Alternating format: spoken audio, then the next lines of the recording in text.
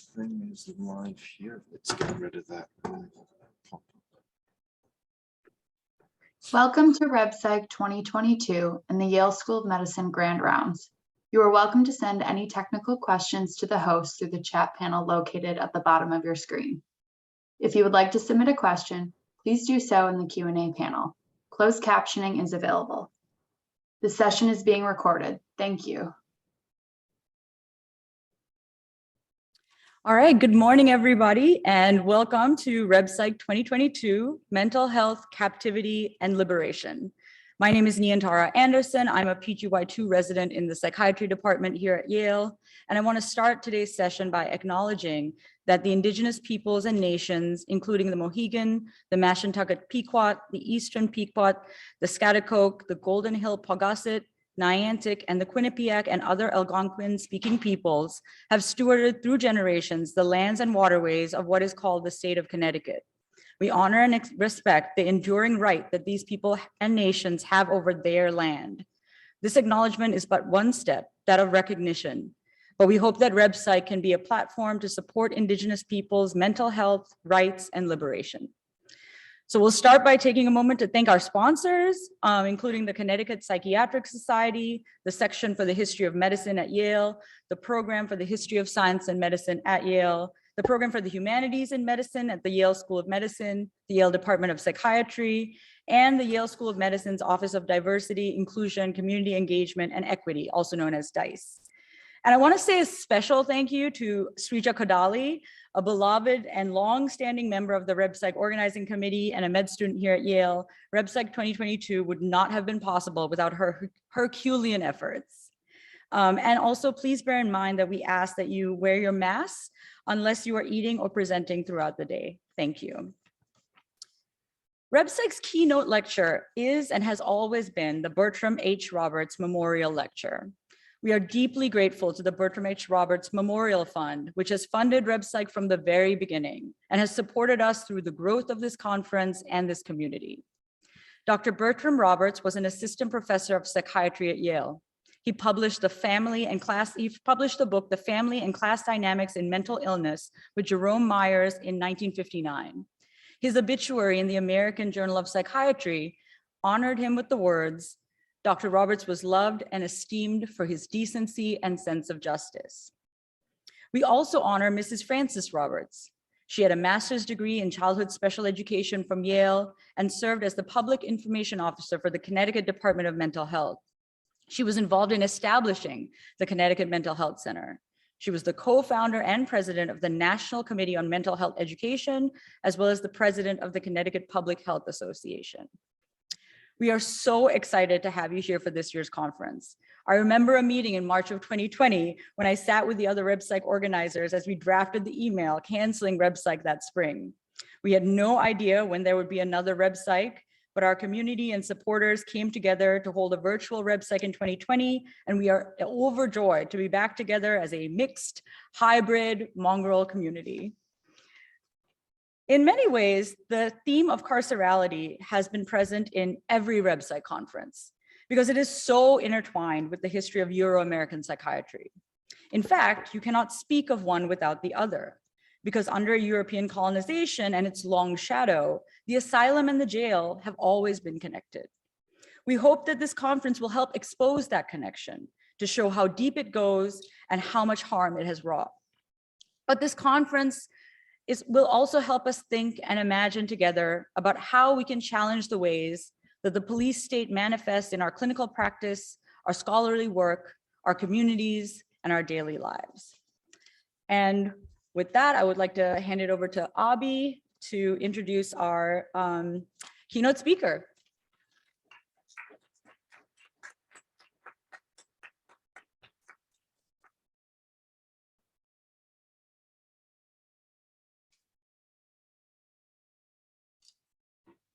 Good morning, everybody. Thank you, Niantara, for that wonderful introduction. My name is Abi Akwema. I'm a third-year psych resident here at Yale, and I am excited to now introduce our keynote speaker, Dr. Anthony Ryan Hatch. Dr. Hatch is a sociologist and professor in Science and Society program at Wesleyan University, where he is also affiliated with the departments of African American Studies, Sociology, and the College of the Environment. His research interests include the social aspects of metabolism, the impact of medical technologies on inequalities in health, and social theories of power, culture, and inequality. Dr. Hatch is the author of 2 books, Blood Sugar, Racial Pharmacology and Food Justice in Black America, which critiques how biomedical scientists, government researchers, and drug companies use concepts of race and ethnicity to study and treat metabolic syndrome, and Silent Cells, The Secret Drugging of Captive America, which examines how custodial institutions like prisons, nursing homes, and the US military use psychotropic drugs to manage captive populations in the United States. At Wesleyan, Dr. Hatch is the founding co-director of Black Box Labs at Wesleyan, an experimental undergraduate research lab focused on qualitative and interpretive methods, translating technoscience and fostering justice.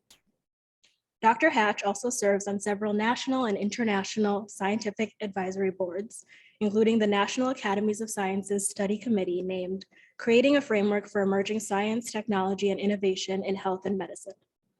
Dr. Hatch was the 2021-2022 Robin E. Williams Distinguished Lecturer for the Eastern Sociological Society, and in spring of 2023, he will serve as the William Allen Nielsen Professor at Smith College. He received his bachelor's in philosophy from Dartmouth College and his master's and PhD in sociology from the University of Maryland, College Park. Please join me in welcoming Dr. Anthony Ryan Hatch.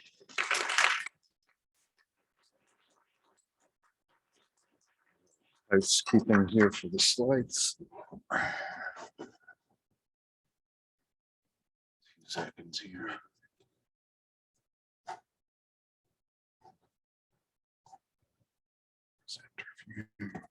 I'm not going to show that slide.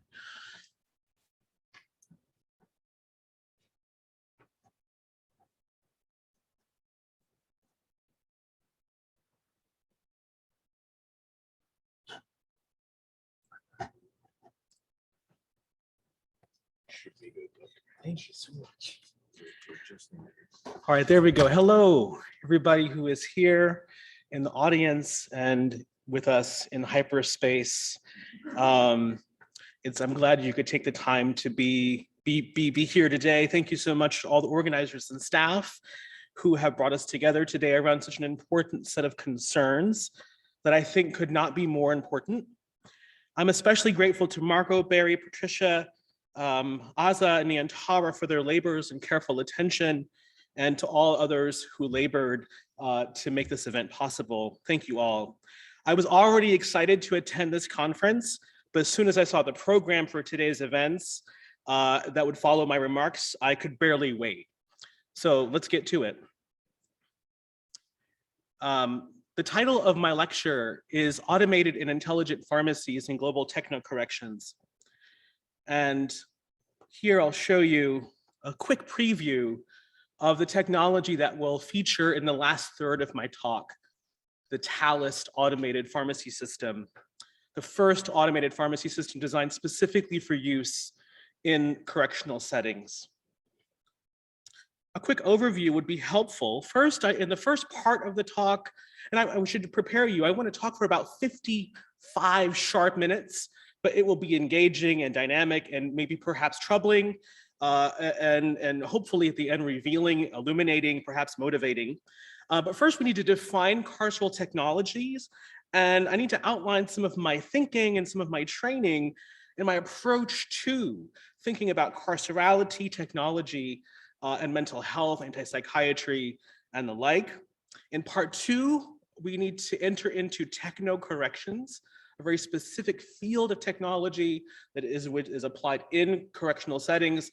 And here I'll review some of the core questions that animated my 2019 book, Silent Cells, including the chapter focused on the pharmacy prison and the practices within pharmacy systems that are an important site for collecting information about what in fact happens. And that leads to part 3, which will focus on the automated and intelligent pharmacy and some of the questions it raises for equity and for liberation, which I think are really central to the way that I think about this. All the while, I will be reflecting on the kinds of questions and provocations that I imagine we'll hear echoes of throughout the day. I want to start with an image of two Jim Crows. On the left, you see an image from the B&O Railroad Museum. And in the caption for this particular image, it says, African-American track workers labored long, hard hours.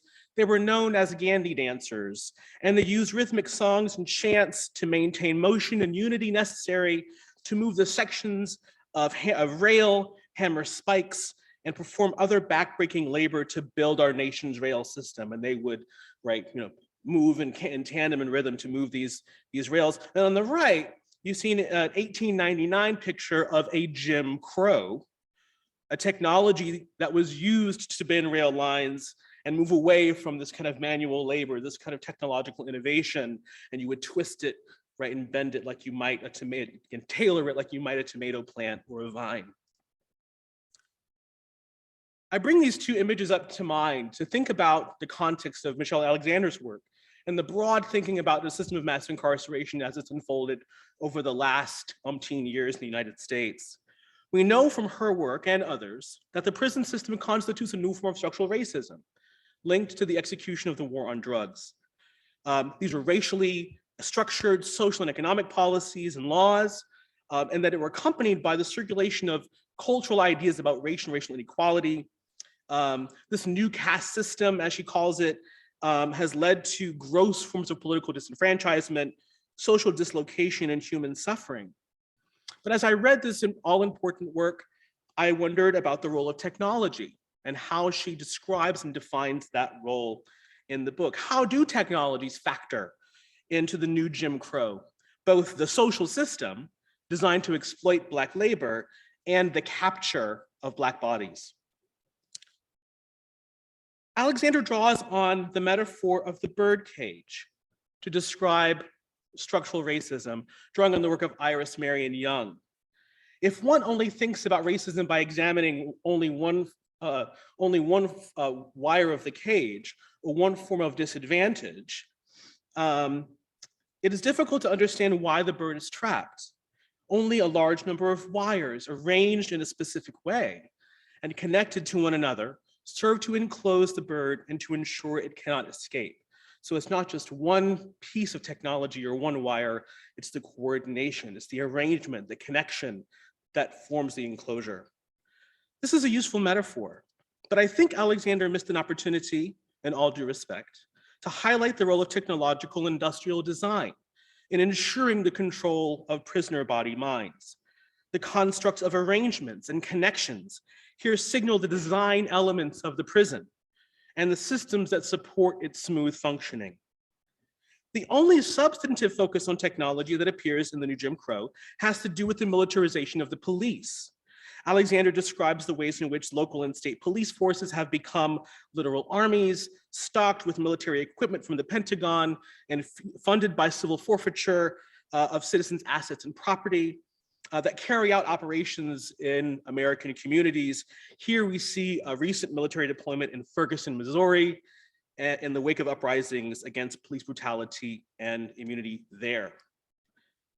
So one big question that animates my thinking in this keynote address is, how do technologies help to create and sustain carcerality?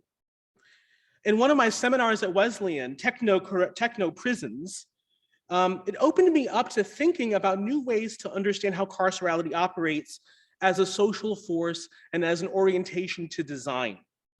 Which technologies do people use to build and provision the prison and the broader carceral society in which we live? The course was organized around architectural, cultural, and biomedical technologies that build prisons.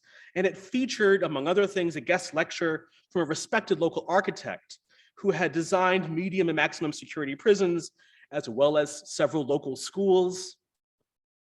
We read Austin Surratt's book, arresting book, Gruesome Spectacles, co-authored with his students at Amherst. It was a chronicle of botched executions in the United States. We read Michelle Brown's The Culture of Punishment, an analysis of the penetration of prisons and jails across the circuits of media and entertainment culture.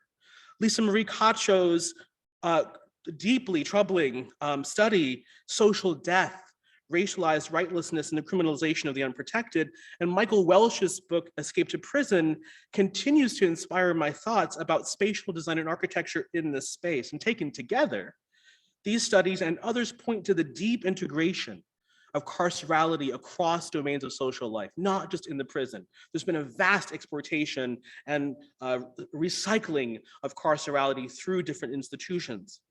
We see this in the geographical distribution of literal prisons in the United States, shown here. The change in prison proliferation from 1900 to 2000 up top, and then you see where we are in 2000. Prisons are literally built into the geographical structure, infrastructure of societies. They're built into the political infrastructure of societies, right? Disenfranchisement being one of the key features of that political embeddedness, as most recently played out in the controversies around in Florida and arresting unwitting citizens for having voted in elections in which they were told they could vote. Prisons are built into the cultural landscape of our societies, where the promulgation and circulation of ideas about what prison is like, what is, how we should relate to it, are constantly circulated through our cultural space, shaping how we think about the prison and see it as a fixture, permanent fixture of our lives. So one of the questions that comes out of this course and in my thinking about this, again, I raised this in Silent Cells, is that this presents us with two contrasting views of technology we have to reconcile, right? The first is the kind of the old view. And here I want to draw on the work of science studies scholar Langdon Winner in his article, Do Artifacts Have Politics? And other STS scholarship, science studies scholarship, to sharpen my understanding of how technologies are related to unequal power arrangements in the society. That's the question. How are these related to power? So the old view views technologies as mere tools. People in positions of power would use technologies as tools to achieve desired, even if unjust, ends, right? This kind of use idea of a tool, that the tool is essentially neutral and we should be focused on the intent or the practices of the user to understand how technologies are related to power. This is the old view. It's a view I'd like you to consider abandoning for a moment, or at least holding in tension with the new view, which views technologies as agents in and of themselves in the social world, right? Technologies exercise agency because they require people in positions of power and authority to build operating environments for their use, right? So Winner argues that there are two ways in which artifacts have politics, right? First, instances in which the invention or the design or arrangement of a specific device becomes a way of settling an issue in a community, right? So it can be political because this is how we resolve this issue. And this will be true with both with psychotropics and the automated pharmacy, as I'll talk about in a minute. Second, he talks about inherently political technologies, right? Which are, quote, systems that appear to require or be strongly compatible with particular kinds of social relationships. There's like an alignment, right? Given the inherently political nature of the technology with political and economic power. So analyzing both of these kinds of political technologies requires tracking the ongoing social process in which scientific knowledge, technological innovation, and corporate profit reinforce one another in deeply entrenched patterns that bear the stamp of political and economic power. We need this more expansive view to understand how technologies are involved in their production and maintenance of societal inequalities, like those that flow from mass incarceration and other forms of state-sanctioned captivity. So given this approach, carceral technologies then are technologies that social actors technologies that social actors design and use to create and reproduce cultures and structures of confinement. There's like a feedback loop, if you will, built into the design apparatus here. So these involve, as is so brilliantly brought together in my colleague Ruha Benjamin's brilliant edited volume, Captivating Technology, this involves a whole range of technological practices that cross-cut our social life. So practices of surveillance, right? military and policing technology, of course, weaponry, industrial and mechanical design, architecture and spatial design, culture, as we've talked about, the production of culture as an important, communication technologies, of course, right? Information and communication technologies, and as I focus on in my work, principally biotechnologies and how they are related to the functioning of power. A main example, of course, is surveillance, right? A system for observing, ranking, and encoding the movements, positions, and practices of the body for the purposes of controlling, correcting, and disciplining multiple bodies, right? So we enact surveillance over one so we can see all, right? This is, of course, perhaps best represented in the work of Michel Foucault. The work of Simone Brown is a must-read for understanding how surveillance works vis-a-vis race.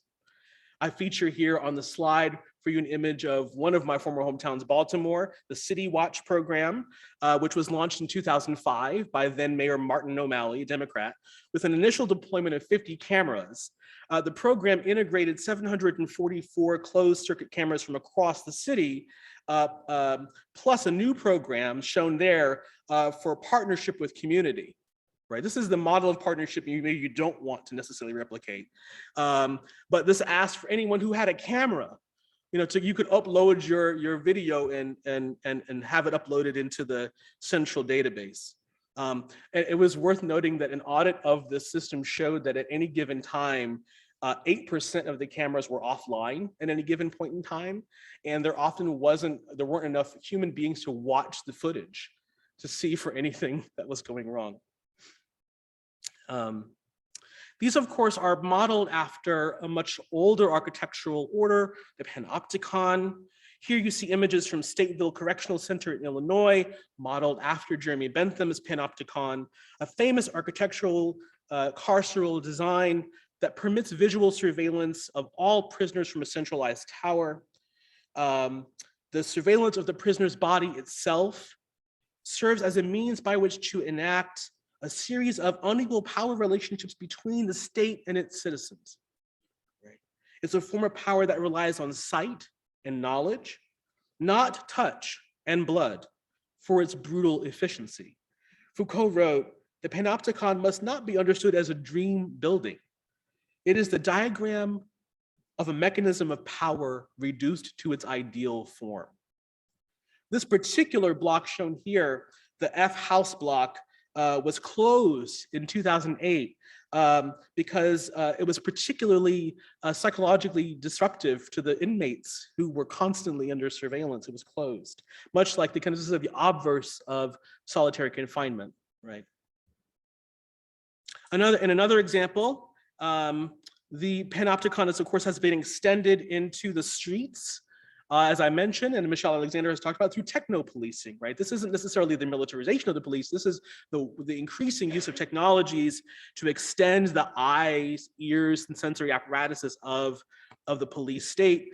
This particular vision is brought to you by Motorola, where you've got the integrated display glass, you've got the goggles, you've got the remote speaker, you've got the biomonitoring of the police officers' biostats, right? Are their heart rate going up right when they shoot people? Forgive me, I'm on sabbatical, so my filter is totally broken. So I'll just say the things and then we'll deal with it later. As I mentioned in some of my work, I'm interested in the biotechnology piece to this puzzle.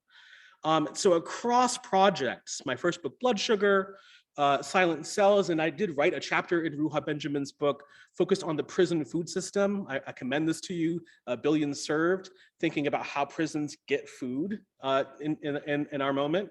I'm interested in what are called regimes, right? The kind of regime of political and economic structures and techno-scientific practices that come together to constitute the kind of ecosystem in which these biotechnologies circulate.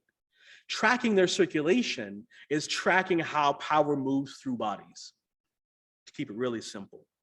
And so I'm interested in how food and pharmacopoeia, right, together as matter, transform bodies, transform societies. And this is my interest in metabolism as a way to think about that.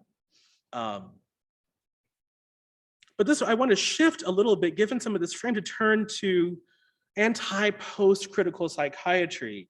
Forensic psychiatry also feeds into this technological infrastructure for carcerality that we've been talking about, and derives its legitimacy from social institutions and cultures that have been in place to already design carcerality into our lives.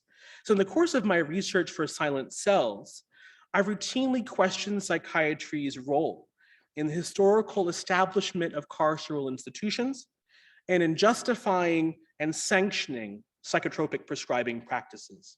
I kept coming back again and again. What is psychiatry's role? What is psychiatry's role? What is that role? Stated plainly, in what ways is psychiatry aligned with the causes of or solutions to the social problem of mental illness? And I approach it from that perspective as a sociologist from the front end, like this could be part of a problem, but it could also be part of kind of the solution.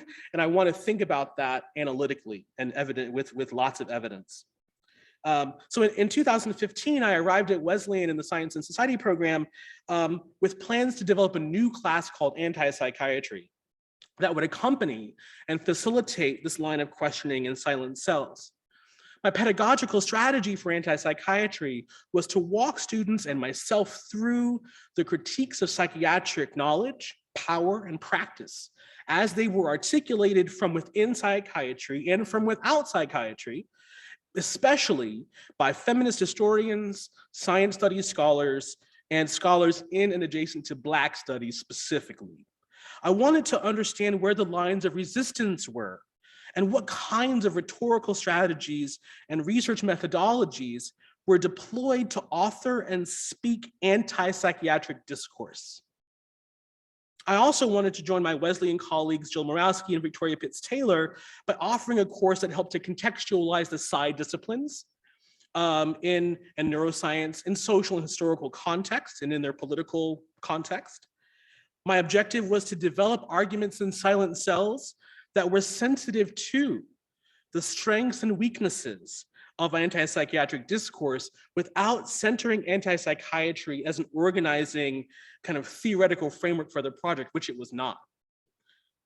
My question of the use of psychotropics in prisons and jails, which was my kind of core research question for the book, seemed kind of narrow and really specific against the broad scenery of social problems that psychiatry is often enlisted to help solve, and those that it creates through its alignment with dominant normalizing forces in US society.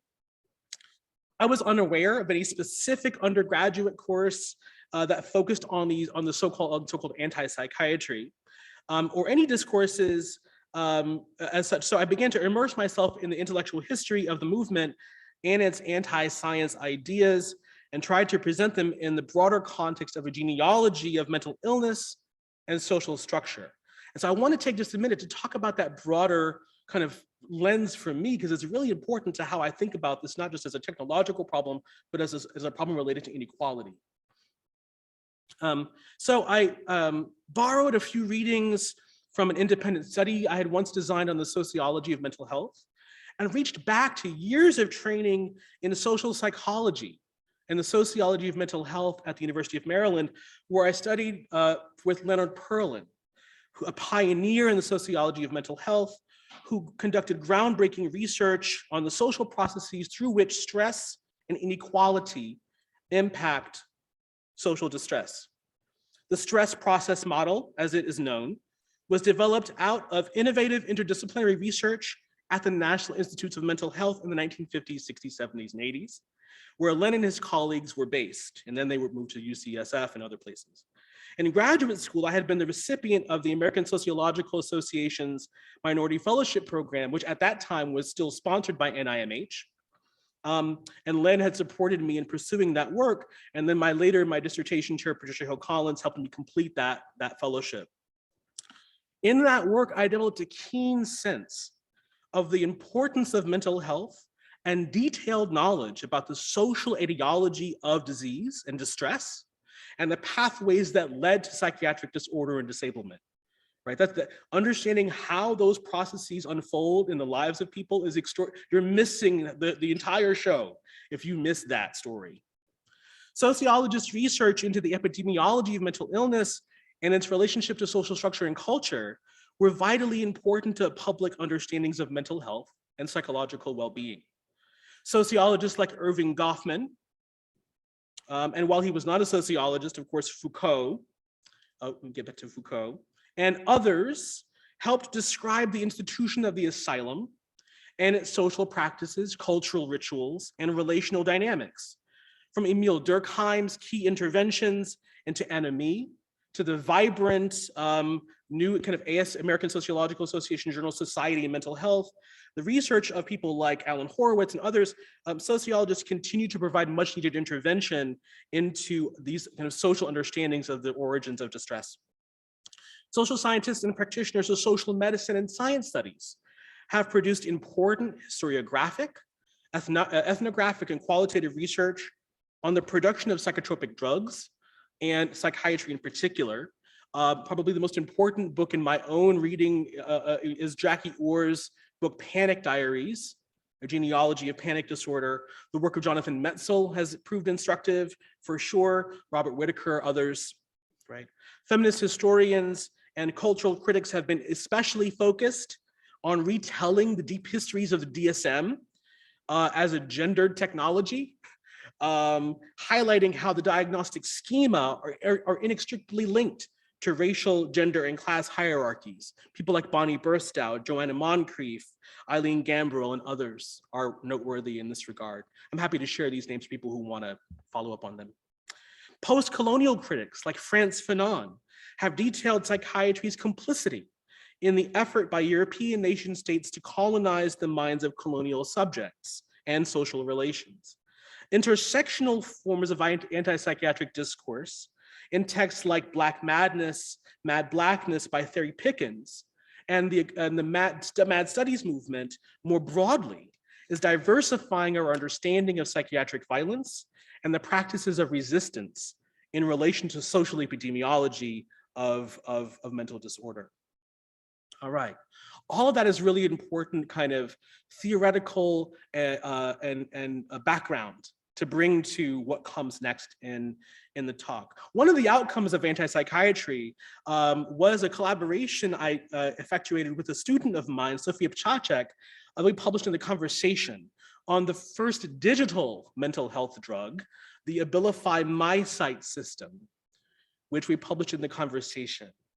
And again, here thinking, and this is where you swallow the Abilify, it's got a tracker next to your phone, and you can notify the provider that it's about compliance, right? Ensuring compliance with doctor's orders. And so we explored the kind of meanings of this new technology for what it meant to be in a body and to be in relationship to technology vis-a-vis understandings of being a cyborg and cybernetic identity. So now we're ready to move into part 2. Everybody doing okay? Let's enter into techno-corrections, a specific policy formation for carceral technologies, first outlined in 2000 by Tony Fabolo, who was then a kind of US government policy thinker, who is now a fellow at the Meadow Mental Health Policy Institute and director of research at the Justice Center of the Council of State Governments in Austin. So he's doing things. According to Fabolo, techno-corrections represents a policy approach to prisons that involves the application of new technologies in the effort to reduce the costs of mass incarceration and minimize the risks prisoners pose to society. In his 2000 formulation, there were 3 core technologies in techno-corrections: digital surveillance systems, genetic and neurobiological risk assessments, and psychotropic drugs. Now, the image here is an Arizona woman who is wearing the kind of ubiquitous ankle monitor, but this one's special because it doubles as a breathalyzer. You hadn't seen that, had you?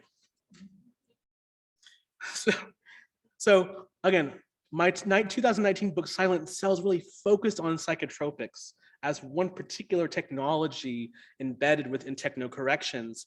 And as you all well know, psychotropics is an umbrella term for prescription drugs that change brain chemistry and affect the functioning of the central nervous system. I was looking for a pretty neutral definition that didn't indicate causality anywhere, effects. They include tranquilizers, sedatives, antipsychotics, antidepressants, anti-anxiety drugs, mood stabilizers, stimulants. Growing numbers of citizens, free and unfree, take them on a daily basis to treat everything from everyday emotional troubles to serious long-term psychiatric disorder. I began my investigation of the use of psychotropic drugs during a postdoctoral fellowship I had at Morehouse School of Medicine after grad school. And one day, a former prison psychiatrist came to visit the fellows in this program. She was a very well-dressed African-American woman who had recently left her position as the lead psychiatrist for the Georgia Department of Corrections for work in greener pastures as an executive at a for-profit healthcare corporation, the GEO Group. After her presentation, I asked her what she thought about the use of psychotropics in prisons. And so the former prison psychiatrist, kind of now prison profiteer, rocked back on her heels. She kind of smirked and smiled at me. And she said, let me put it to you this way. Each year, the warden would send me and my staff a nice bottle of something because he knew we kept the prison quiet. Psychotropics kept the prison quiet? I mean, her candor was striking, sparking my initial curiosity about the role that psychotropics might play, not just in maintaining mass incarceration, but in generating new modes of control over people's lives in these spaces. The good doctor's response suggested that mental health staff, working in close consultation with guards and administrators, administered psychotropics to prisoners not only to treat their mental disorders, but to ensure that they are more docile, more compliant, less likely to cause trouble or be violent. Is that really how the system worked? Or was she just being hyperbolic in an insider conversation among kind of scientists in training? I didn't really know. But even the suggestion that prisons might use psychotropics for the purposes of silencing prisoners, both kind of socially and mentally, reflected a sinister injustice I was not prepared to accept. And that moment was the genesis for the book. I wanted to know if there was any truth to what she said. So in pursuing that question, I found that there were a number of barriers to studying prisons and psychotropic use in prisons, and they were largely methodological, right? This is kind of walking up to the prison is like this, right? Both epistemologically in terms of knowledge and literally physically. So what prison officials in their right minds would ever admit to unethical or unconstitutional psychotropic drugging practices? I imagined the futility of seeking admission to prisons to interview officials and mental health providers about any punitive, unethical, non-medical drugging of prisoners that they might themselves engage in. Beyond that barrier, which seemed kind of formidable, the methodological challenge of studying practices inside prisons opened up a new line of inquiry for me in the project. I began to envision a study that would try to document what we knew and what we didn't know, and why we didn't know the things we didn't know about these practices, and that it would only consider publicly available evidence at all. Every single source in Silent Cells is accessible by anyone with an internet connection. I wanted to know what information was being kept silent about how how those silences might be linked to the silencing of people, right? There's the kind of, at that level of the individual, and then the epistemological or knowledge conversation, I think was so important. I wanted to evaluate what the archive said and did not say about the practice. Now, even basic questions could not be answered because there were no sources of evidence available to answer them. For instance, when did prisons start giving psychotropics to prisoners and why? Which drugs were distributed in prisons and why those drugs and not others? Which prisoners were given drugs and why? What role did psychiatrists play? What role did the pharmacy staff play? How does it all work out? What role did diagnostic procedures play, if any? And most importantly for me, what evidence existed at all to indicate or not that officials were using psychotropics to silence people living in state custody?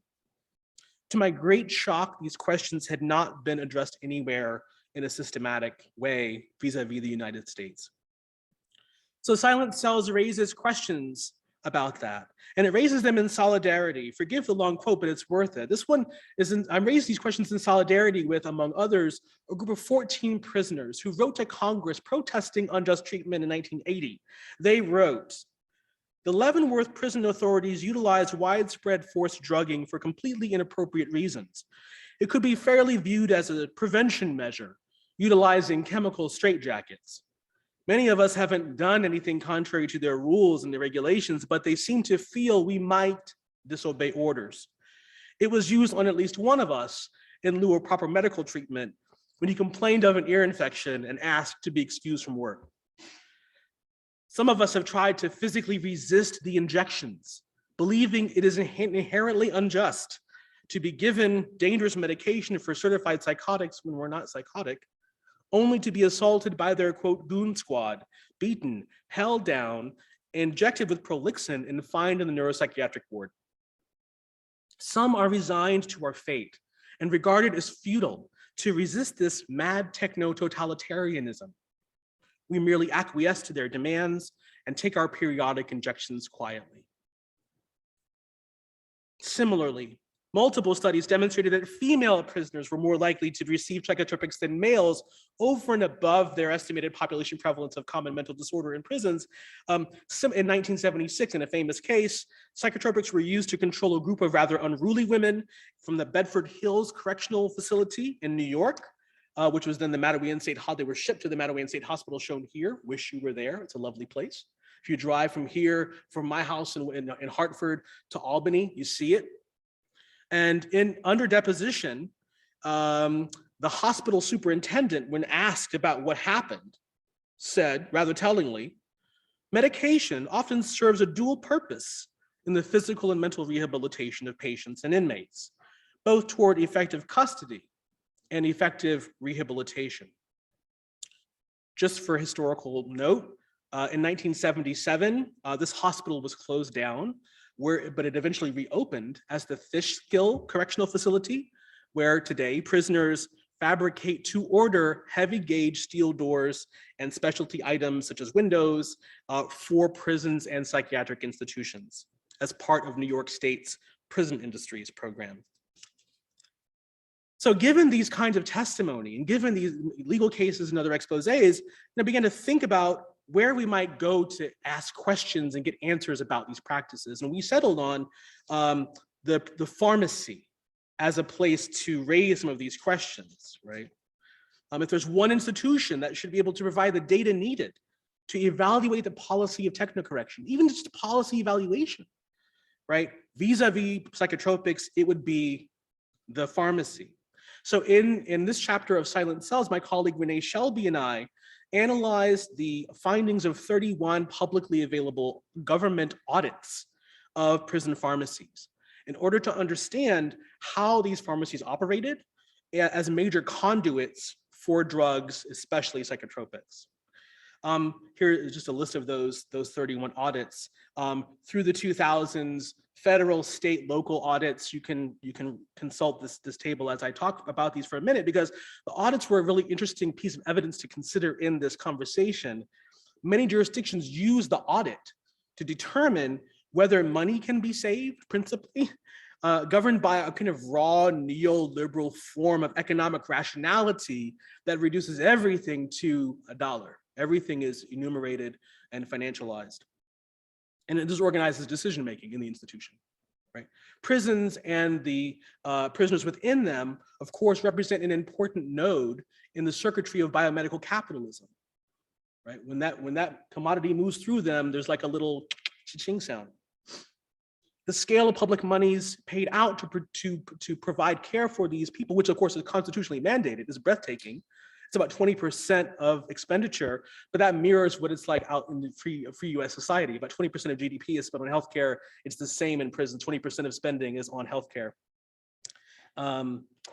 Prison officials are constantly trying to figure out ways to reduce costs while not intentionally ignoring their legal obligations to provide constitutionally adequate health and mental health care. I do report in the book on some of the case law that governs the practice of medicine and psychiatry in these institutions vis-a-vis drugging in different contexts. Prisons use a range of strategies to lower healthcare costs, including demanding co-payments for medical services from inmates, the privatization of clinical healthcare labor, using formularies and generic drugs, which is generally good, effective disease prevention programs, right? Using and early release of older inmates and ill inmates. And as I'll explore later, achieving efficiencies through technology like telemedicine or pharmacy automation. And as we demonstrate in the chapter, prison pharmacies really have cost problems, they have waste problems, they have management problems. They're kind of rife with management problems. If your local Walgreens ran like this, you would be up in arms. Right? Lack of personnel being chief among the problems, well-trained personnel. So I just want to take a minute to kind of show you some of this cost structure. Let's take a look at an audit from the state of Michigan from the first 2 quarters of 2010. The pie chart breaks down the drug costs over the first 2 quarters of 2010, and it shows in that kind of bright blue that psychotropics comprised 41% of the drug costs over that period. Again, this is the state trying to look at its own practices to see what it's doing. This is its best guess as to what is happening. This is the breakdown of that category, the psychotropic category in Michigan. You can see here the heavy reliance and expenditure, really, on the atypical antipsychotic medications, which in this period were still under patent protection and were exceedingly expensive, many of them. So here, this is beginning to hit at some of the regulatory, trade, patenting issues that intersect with the provision of healthcare and state expenditure, and ultimately quality of care. But typical sedatives, other psychotropics, you can see the distributions there on screen, right? Millions of dollars being spent out in just the first 2 quarters of the year. We document other cases in the book. Waste problems are also noteworthy.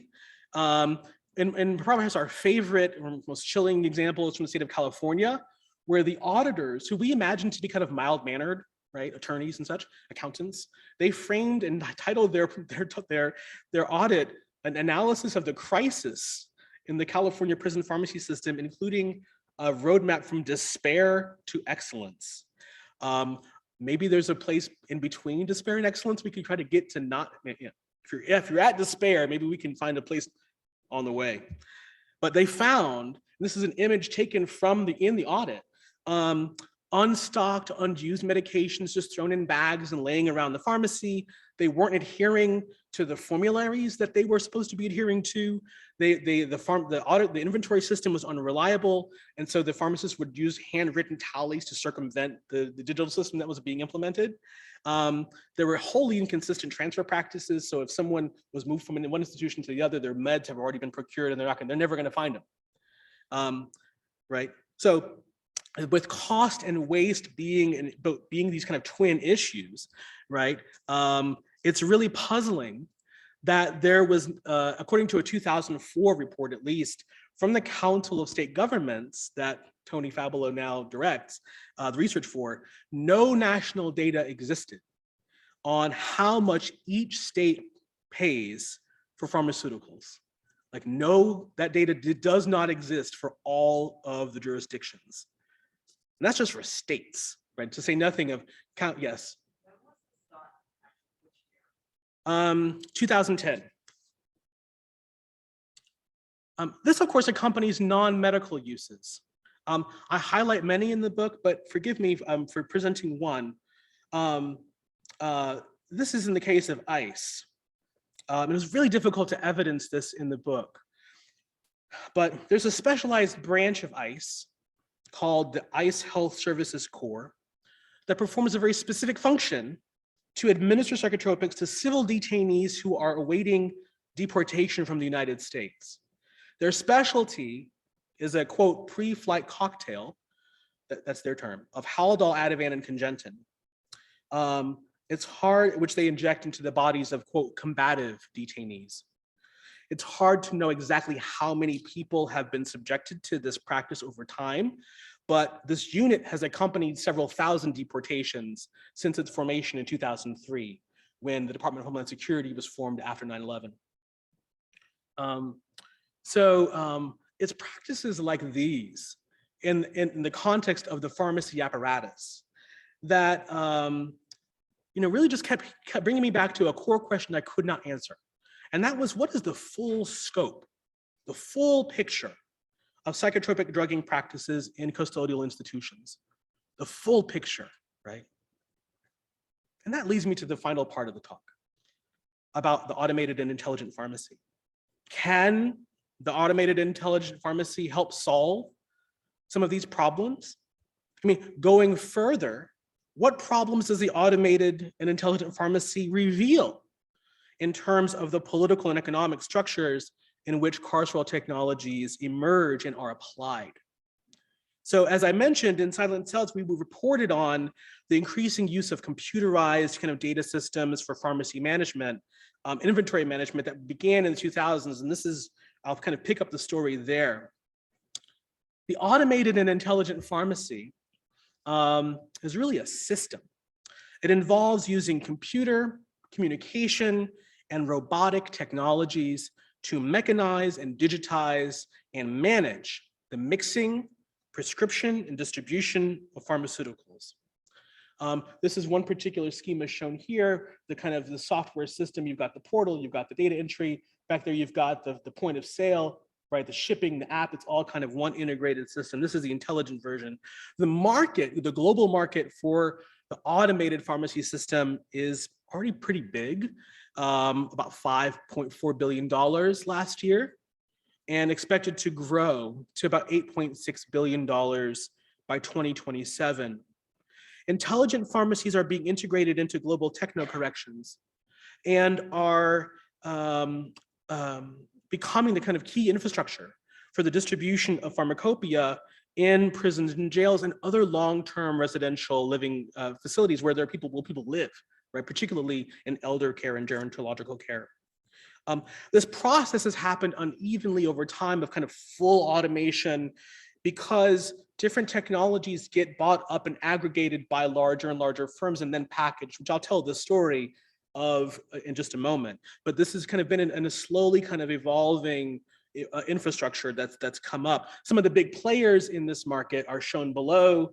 And of course, I'm going to highlight Talist, and I'm going to highlight Swisslog Healthcare, because they are the firms that are really at the heart of the remainder of the story. So this will be kind of read a little bit like a kind of a timeline, if you will, to kind of move toward the end of the talk. Within this larger kind of ecosystem of intelligent pharmacies, I'm focused on the emergence and design of the automated pharmacy specifically for use in prisons. In 2008, the firm Talist, which was a Texas-based firm, debuted its system, the Insight, at the National Conference on Correctional Healthcare. Now if you don't know this institution, this is a really important kind of regulatory guidance institution for providing care specifically in corrections.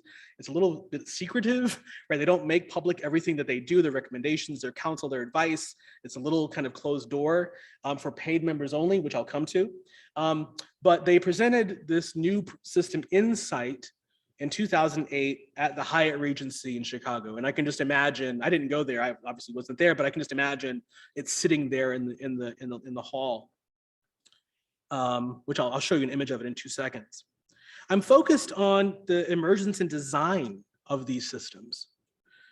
I'm interpreting for what's come kind of discourses that appear in the corporate documents, in the brochures, in the websites and educational materials, importantly, in news alerts among trade, like within the trade and the kind of industry outlets. Like this is just for the business folks only, right? This is kind of a kind of economic kind of marketing focus. And of course, the broader scientific literature on automation. In particular, I'm focused on the Insight system, which again was mentioned. Talist, when it came out, when it was formed in 2002, the company, its mission was to, quote, engineer the safer pharmacy. They wanted to engineer the safer pharmacy. So this is just this is a screenshot of the news report visible announcing this debut. So I want to show you an original demonstration video for Talist, for the Insight system, pardon me, that you can, to bring this really into view.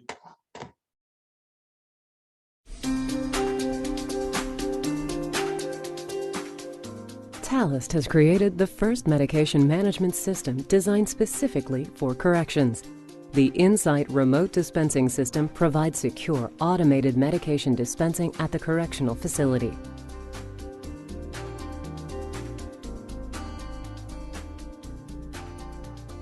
The Insight system helps eliminate medication waste while providing better inventory control. It gives nurses more time to perform other tasks and helps eliminate medication errors while improving overall safety. Here's how Talist's Insight system works. The nurse enters medication orders into the prescriber order entry workstation. The orders move quickly through an electronic pharmacist approval process, eliminating manual steps, faxed orders, and potential errors from dual entry. With Insight, the pharmacist reviews orders exactly as they were entered. Once checked, verified, and approved by the pharmacist, the medication order is immediately available at the correctional facility for packaging with patient-specific labeling, including cell location, inmate ID, and all medication details. Because Insight is connected to the correctional facility's inmate tracking system, when the pharmacist approves a medication order, that order references up-to-the-minute location information, so it will find the inmate even if they have been moved. From patient intake to medication delivery, Talist Insight is easier to use, more accurate, more efficient, and safer. The corrections industry has been looking for real medication management. With Talist Insight, the wait is over.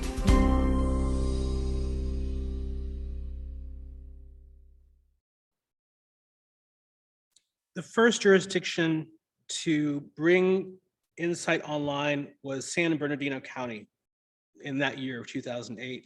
And this here is an image from Talist website, touting that story. Terry Philman, who was the organizer and coordinator of health services, shown here with the new system and its printout, its audit of the labeling, right. The system in San Bernardino would enable prescriptions for all 6,000 inmates in custody to be prescribed, approved, and dispensed and documented in a fraction of the time as previously required, and with a higher level of quality assurance, so the corporation says. There are 4 technologies that really make up these systems, right? You've got the storage carousel, which is in this kind of cabinet. You've got high-speed dose packagers that can quickly count out the dosing. Fully automated robots within this cabinetry system that make this work, and inventory management software that integrates these different databases, procedures, verifications, and so forth.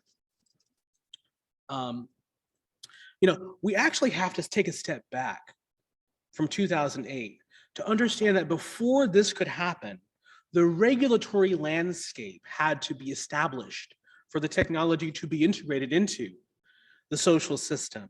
So here, this is the federal regulation, CFR, for the integration of these automated systems pertaining to the registrations and fees that would be applied to the corporation that was seeking to implement them. There were state-level regulatory efforts as well within the various states, like California, that adopted these technologies. That regulatory creep has continued.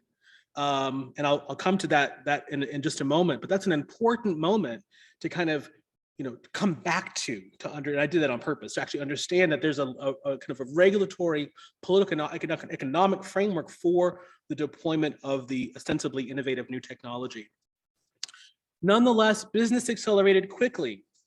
As of 2012, Insight was installed in more than 600 integrated healthcare systems, acute care hospitals, long-term care facilities, and correctional institutions. Of course, I'm still, as you might imagine, developing casework around this case. This is a work in progress, which is exciting. This, by the way, is a brand new lecture for you, fresh, hot off the presses. I literally still steaming in my bag when I came this morning. But really disaggregating their real expansion and creep within the corrections industry is one of the things that I'm tracking, but I'm close. So that's 2012, 2015. This, again, the startup Talist was purchased by venture capital, Columbia Pacific Advisors. They bought the firm in 2015. 2016, they got a new position and a new leader of their automation operations. To really push, redesign, refigure, tailor the system and scale it up, which they did. Because in 2016, the firm Swisslog Healthcare, which is a firm under the larger umbrella of the KUKA Group, which is a giant Swiss automation firm, bought Talist for an undisclosed amount of money. The KUKA Group, which again owns Swisslog, their mantra is industrial intelligence. Industrial intelligence. And again, their big thing is robots, pharmacy automation, giant global firm. There you go. So they remember the KUKA Group, they acquired it, they saved or created jobs, right, linked to the economy in both Texas and Washington State. They let Talist keep its facilities. They took them over to start building Talist, building Insight for distribution, which was planned. Here's just a screenshot from now the in Swisslog Healthcare's website for pharmacy automation for corrections. This is just a little click through to show you kind of how they're packaging this. Again, it's about efficiency, it's about accuracy, it's about minimizing waste. When you click on, the fields of activity, correctional institutions is right there. You click on that and you get the new Insight system. You can just click through and see how you might find that. Now, websites are interesting because they're kind of, who are they for?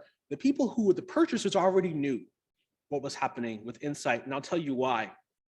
Again, this is before I get to that, just one other note about that procurement of Talist by Swisslog.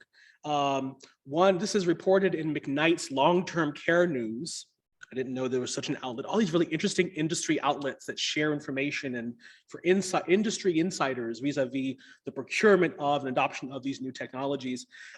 The former kind of owner of that capital firm that had owned, Swisslog bought Talist from this firm. He says there are two important trends that are happening that Swisslog can take advantage of. One is skilled nursing and the recognition of high acute facilities that need advanced automation solutions to improve patient care. So in the context of there not being enough staff, they need automation to help deal with staff shortages of skilled nursing. Talist Insight Care is scaling nicely, he said, because there has become broader regulatory approval. One of the other things that began to happen, really specifically in 2018 is when I'm marking it, but there's a kind of a history here, is the enlisting of scientific studies for marketing campaigns for the technology. This is an important piece of this. I'll just give two quick examples. One from trumpeted within the industry was a white paper from the Community-Oriented Correctional Health Service kind of nonprofit that had wrote a kind of white paper on pharmacy automation, which was pretty pro-automation. And Swisslog picked this up and began circulating it out as kind of business news, right? The studies show that this will help you. There was this other weird, this is small on purpose because you shouldn't really read this. It's kind of non-science. It's kind of a non-study. But again, it was circulated kind of as like, we've learned something about this and this technology will help. This is about, again, nursing shortages. When you read this kind of this ad in the Impact news service, it really only identifies one person, a single administrator in a facility that had purchased the technology that said, yeah, it helped once, right? And that becomes kind of evidence.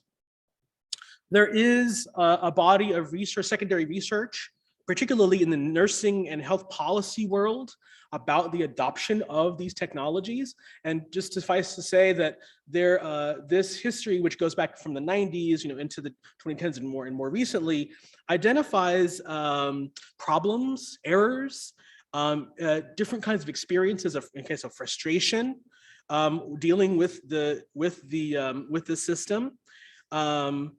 With these automated systems, right? So it hasn't been kind of all cake. There's been some challenges of uptake in this process.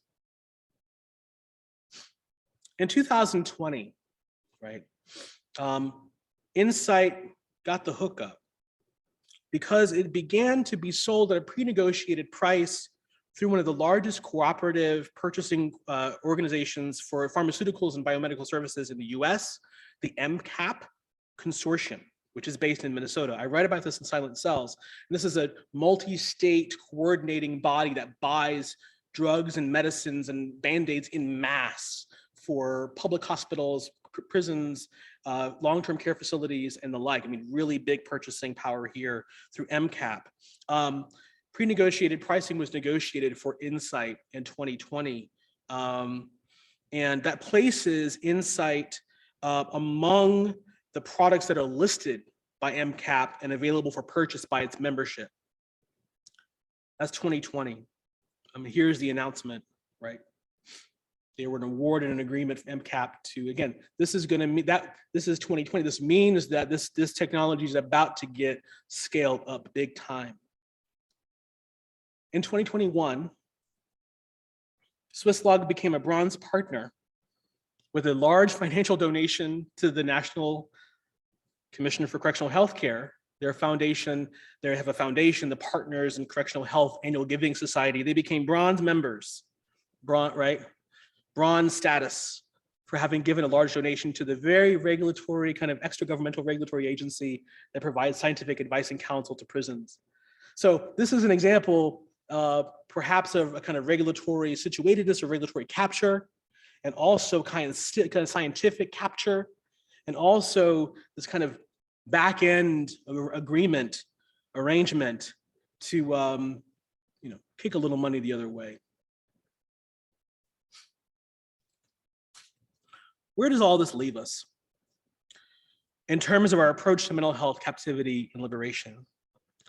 And I'm going to approach that question and then with kind of another question, and that is, how might the intelligent pharmacy operate for equity and liberation? Right? Thinking about a real meaning of intelligence, not the computer science definition of intelligence, but wisdom, ethics, what's right. Like, how could the pharmacy system operate in a way that is more just and more equitable? It might, for example, be designed to refuse to participate in administrative violence, right?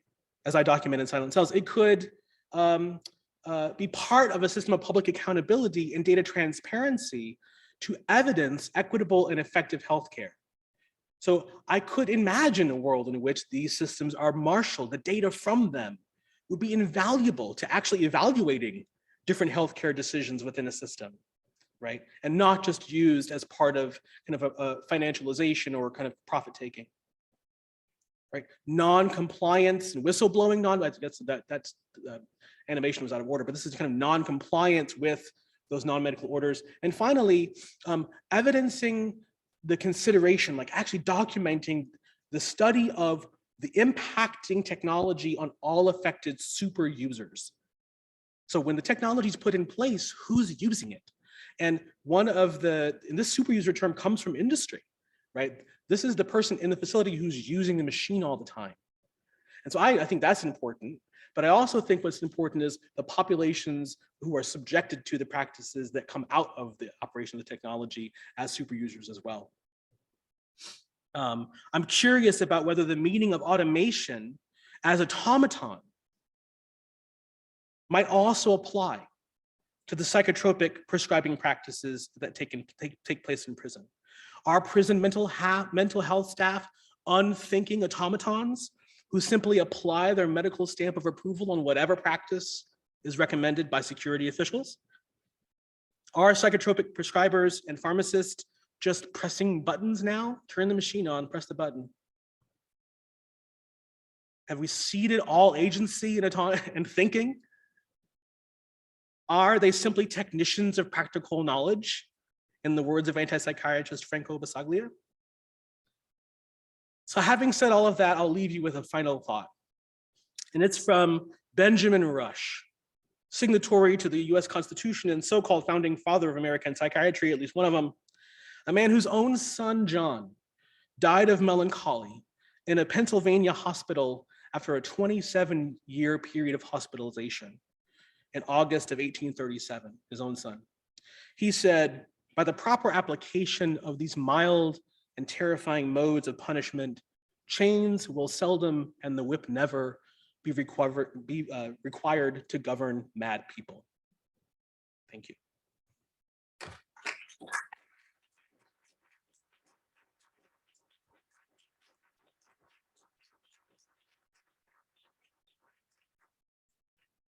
I'll leave it there for that. Thank you so much. So much to think about. Great.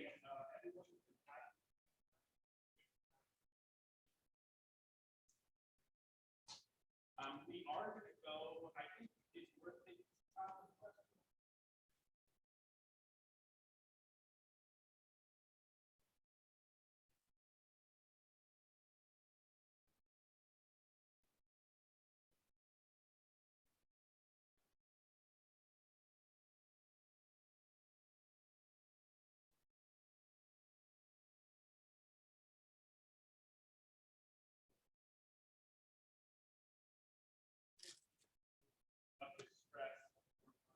That may be re-traumatizing. Thank you, Shan.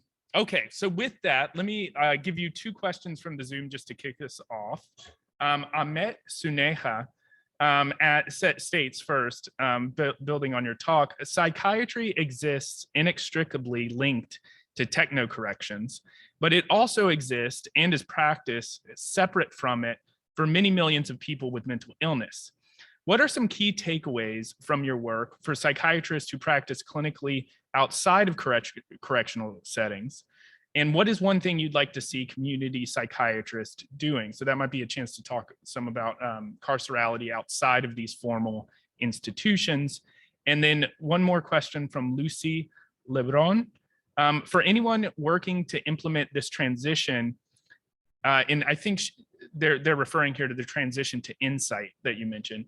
Is it considered important to take into account ongoing feedback from the actual people who are incarcerated and are the subjects who are receiving care from this technology?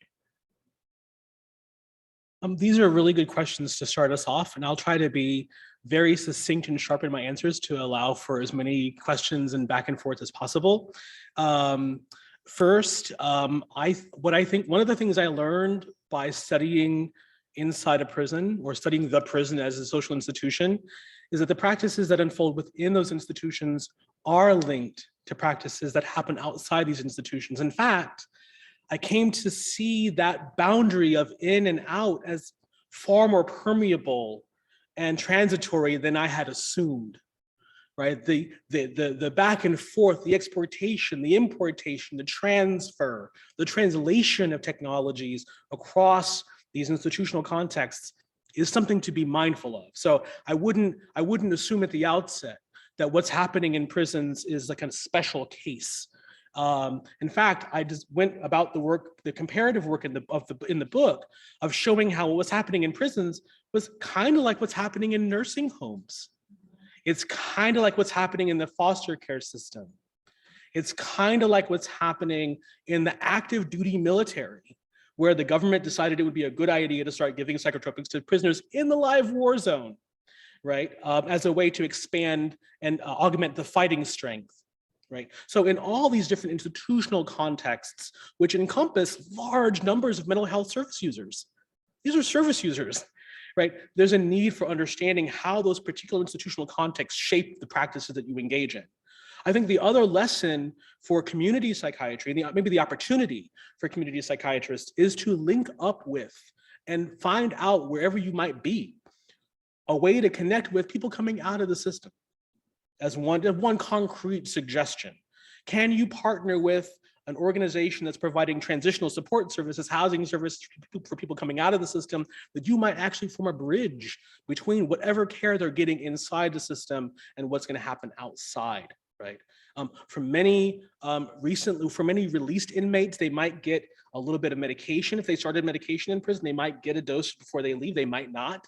They might get follow-up. They might not. So that's one important space where clinicians out here can find and seek out ways to be of service in that space. You're not going to be well paid for it, but that's important work that needs to happen. And so again, that's a way, even if you don't want to go be a forensic psychiatrist, fine. You can still offer your training, your expertise, and your support in ways that provide connective tissue for people who are getting out of the system. The second question from Lucy was about the transition to Insight and about the kind of user experience. I think it's a really interesting question in general about how the affected populations of a technology, to what extent and how should their experience be incorporated into design? To what extent should their experiences of problems with, right, be factored in on the front end? I think that's an important question to raise. I imagine that, again, this is not my specific area of expertise, but I imagine if I were a program evaluator in a prison, I'd want to know, did this new system actually help us get the medications to the prisoners who needed it more efficiently? Did it lower the rate of errors, right? Did it really? Those are important questions, I think. So, incorporating the user experience is important, but I want to say that and also say that I don't recommend for tech firms in general eliciting the feedback and insight experiences of infected users simply to market or simply as a way to trumpet. We've talked to the people who impact, just as a kind of checklist kind of thing. I think there's a different kind of co-production would be needed to have a technological system that does not produce harms, would be my thought.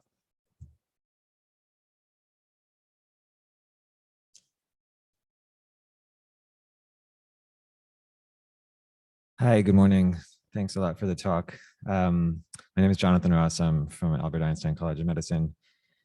Let me see if I could articulate this question well. I think you laid out, some really important points about the use and overuse of psychotropic medications and maybe sort of the for-profit motives around technology. But I want to go back to a point you made early on in your talk, and I took a picture of this slide because I thought it was a really interesting thing to think about, the old view and the new view of technologies, and the new view as technologies as agents in the world. So what I wanted to ask was, with sort of these like automated pharmacies and automated dispensers, the old view would say that, okay, a doctor is ordering a medicine and it's just a tool to make it kind of work more efficiently and more safely, potentially. But I wanted to hear you maybe articulate a little bit more some examples of how maybe using the new view of technology, how the existence of this thing could degrade that entire sort of decision-making change or corrupt it. Do you think that like corruption is a threat? And is there some sort of like threat to the overall clinical care of people who are incarcerated because of the existence of these kinds of technologies? I think that you're raising the question that animates the next piece of this research for me, right? Is thinking through, okay, these systems are being integrated across the country. Now what, right? And for the users inside these institutions, you guys decided to buy this. It was clearly solving problems that, I know you've got. You've got cost containment problems. You've got waste problems. You have no viable inventory management system operating in this facility. You need something. And so I can see real rational reasons why an administrator would decide to do this, regardless of what effect it might have on the actants who are interacting with the technology. The example that Langdon Winner gives of the kind of new view, which is worth mentioning, is of Robert Moses. One of them is Robert Moses, the designer of the kind of upstate New York kind of roadway system that was where the bridges, the overpasses were specifically designed to be so low that buses could not travel, right? So you couldn't have any public bus from New York City, Harlem, or any place else going north. So the roadways were literally designed in such a way, the overpasses in such a way as to foreclose certain options. So it wasn't even a choice whether you could get up there. If you didn't have a car, you had to take the bus, you can't get up there to wherever it might be, right? And so in this way, that bridge design was inherently political, and it changed the behavior of the actants in the space. You know, that was his intention. He was a racist figure, right, and believed that he was adherent of white supremacy, and didn't want brown and black folks and poor folks coming uptown.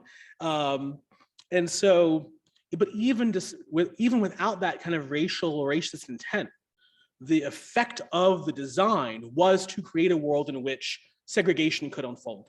So what my question vis-a-vis the automated pharmacy would be then, okay, how is this going to change the behavior of prescribers? How will this change the care received by patients in these various systems? Will it, in fact, as is proclaimed by the makers, lead to better care, more equity, more transparency, right? If you can't, in my thinking vis-a-vis the questions in silent cells, it's like, it seems like it would be much more difficult for you to engage in a systematic, nefarious, kind of my worst case scenario of the group of women being drugged down. It'd be harder to do if you got to tell, the system what you're doing.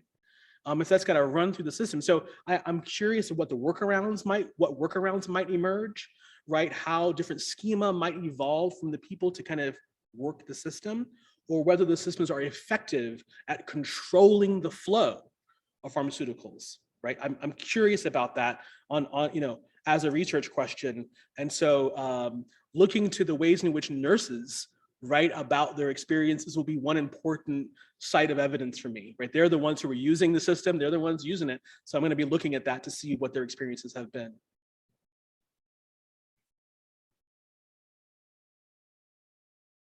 Hi, my name is Reena Kapoor. I'm a faculty member here, and I spend a lot of time in prisons kind of evaluating mental health services there. And I want to just first thank you for the work that you've done and for kind of raising a lot of important issues for us to consider.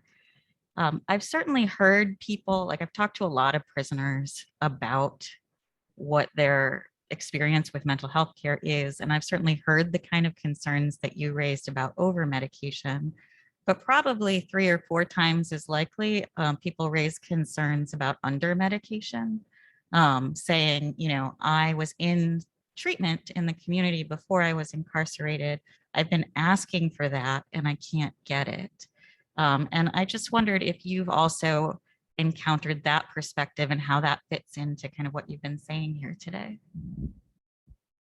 Thank you. This is a question that is so important because, and I should mention that as I approached the work in silent cells, I tried to always come back to a kind of grounded and even perspective on this. I didn't assume that over medication was happening.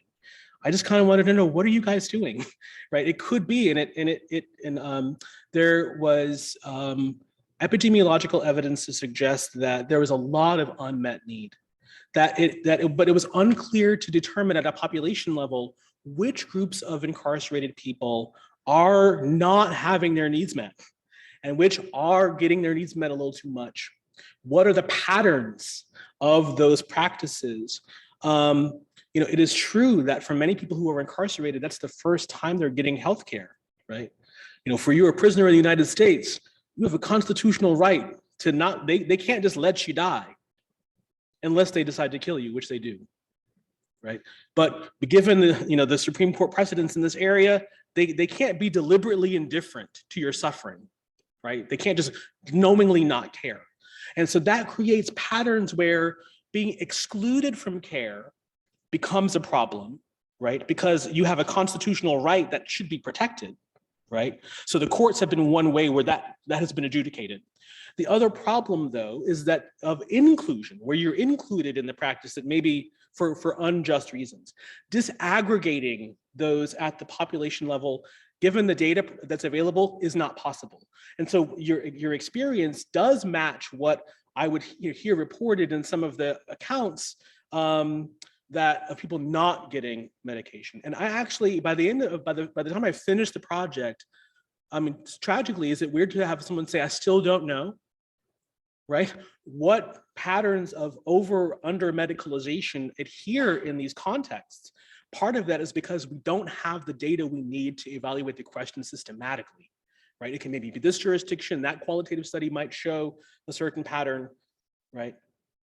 There were, by the way, a number of institutions that more prisons and jails in the US had as a policy giving out drugs than those that had a policy of doing evaluations, right? So there's one institutional survey I report in the book where they found that, we do the drugs, we don't do the deep evaluations, right? So there's a provision of care without the kind of necessary, in some cases, right? Some unknown number of cases without the necessary evaluative work that would go into deciding what a patient should be on. So maybe if a patient was in care out of facility, that'd be a place to start. But for people who are who have brand new or emergent problems that emerge as a result of incarceration, that's harder to know. This will probably be our last question. Thank you. Okay. Thank you so much. I'm Kate Sugarman, family doctor from Washington, D.C., and I'm glad you mentioned the ICE cocktail for deportation. And the people given the cocktail are also shackled all over their body. They're not going anywhere on that flight. But so I wanted to talk a little bit about my observations of the thousands and thousands of people who are in ICE jails, which is a whole separate nightmare. And, a lot of lawyers come to me as a physician talking about, clients that they have in ICE jails. And, a different flip, like the previous person mentioned about under medication, is I was alerted once somebody in Florida who their punishment against him was to withhold his bipolar medications. So it was kind of the opposite spin of, withholding medications as a quote, method of control. And just the whole phenomenon of people in ICE jails not getting adequately treated for their chronic conditions like diabetes, hypertension. And then you mentioned in one of your slides about the food. Imagine being a diabetic in a jail or in an ICE jail and getting, the high carbohydrate, high salt, high fat diet, no fresh air, no exercise. So it's just many, many facets of this horrible problem that you described. So thank you. Thank you for this question. And as a 30-year type 1 diabetic, I know that problem especially well. And I've actually been interested in that in the context of prisons and jails for sure, the management of chronic conditions. And I do in Silent Cells focus on the use of psychotropics among undocumented immigrant populations in the United States. In ICE facilities of all kinds. And we can try to evidence as best we could specific cases where not just of ICE using in the context of this deportation practice, but as maybe against foreign nationals in the war on terror as truth serum, right? Psychotropics are being used in all sorts of contexts that are in the book. I call them, they're essentially extra legal. They are taking place outside of the context of what you would think of as legal, what if it were to go before a court would be deemed legal. They are happening outside of normative medical practice, including this kind of shackling and forced drugging before deportation is one of these practices. It's an area that is kind of outside the scope of bodily regulation. When you are in that extra legal space, all kinds of ill things happen. And there's no system of accountability for what happens in those spaces. It's very difficult to evidence those practices. And that's, I keep coming back to this, it's very difficult to evidence them. I feel like I'm a muckraker or an investigative journalist more than I am kind of a sociologist, because it's like, there's no data to analyze. You gotta make up the data. You gotta find the stories, find the cases. The journalists uncovering what's happened in detention facilities around the country has been important, right? As an important source of information for these questions. So I absolutely see, as a theoretical and political matter, the forced and non-medical drugging of US persons as unconstitutional, as unconscionable, and as kind of ethically evacuated. And so any practitioners who are involved in such practices should have their licenses suspended. Thank you so much. I feel like this talk, as well as these questions and this conversation that we've started, is such a wonderful platform for the rest of the day. So let's give another hand to Dr. Hatch. Thank you so much. Thanks. Okay, so we have lunch right outside. So it should be set up if it's not set up already. I did want to say there are some areas to eat outside in the Rose Garden, and we'll have people directing if you'd like to eat outside so you can take your mask off and be a little more comfortable. There's some areas upstairs. I was supposed to say one more thing. Oh, we're going to come back here for the closing remarks at the end of the day, just so you know, because the rooms are kind of scattered about. This is where we'll stop at the end of the day. Okay, lunch is coming. All right, great. Thank you, guys.